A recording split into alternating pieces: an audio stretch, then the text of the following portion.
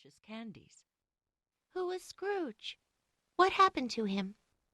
asked Effie, with a glimmer of interest in her listless face, as she picked out the sourest lemon drops she could find, for nothing sweet suited her just then. "He was one of Dickens's best people, and you can read the charming story some day. He hated Christmas, until a strange dream showed him how dear and beautiful it was, and made a better man of him." "I shall read it, for I like dreams, and have a great many curious ones myself. But they don't keep me from being tired of Christmas," said Effie, poking discontentedly among the sweeties for something worth eating. "Why are you tired of what should be the happiest time of all the year?" asked Mamma anxiously. "Perhaps I shouldn't be if I had something new, but it is always the same, and there isn't any more surprise about it. I always find heaps of goodies in my stocking, don't like some of them, and soon get tired of those I do like. We always have a great dinner, and I eat too much and feel ill next day. Then there is a Christmas tree somewhere, with a doll on top or a stupid old Santa Claus, and children dancing and screaming over bonbons and toys that break and shiny things that are of no use." "Really, Mamma, I've had so many Christmases all alike that I don't think I can bear another one." And Effie laid herself flat on the sofa, as if the mere idea was too much for her. Her mother laughed at her despair, but was sorry to see her little girl so discontented, when she had everything to make her happy and had known but 10 Christmas days. "Suppose we don't give you any presents at all? How would that suit you?" asked Mamma, anxious to please her spoiled child. "I should like one large and splendid one, and one dear little one, to remember some very nice person by," said Effie, who was a fanciful little body, full of odd whims and notions, which her friends loved to gratify, regardless of time, trouble, or money, for she was the last of 3 little girls, and very dear to all the family. "Well, my darling, I will see what I can do to please you, and not say a word until all is ready.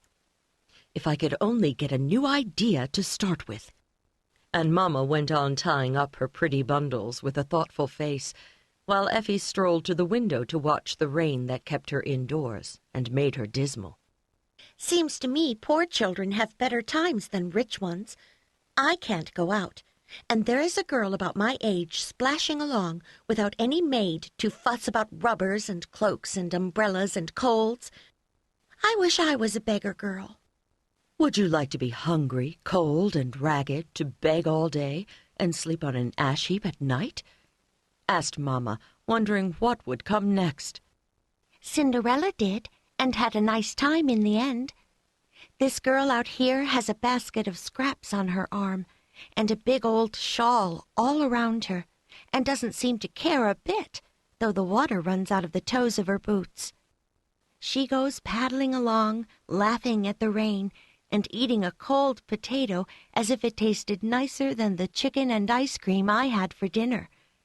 Yes, I do think poor children are happier than rich ones." "So do I sometimes.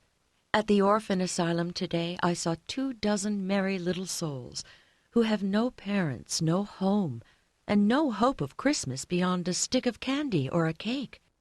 I wish you had been there to see how happy they were, playing with the old toys some richer children had sent them."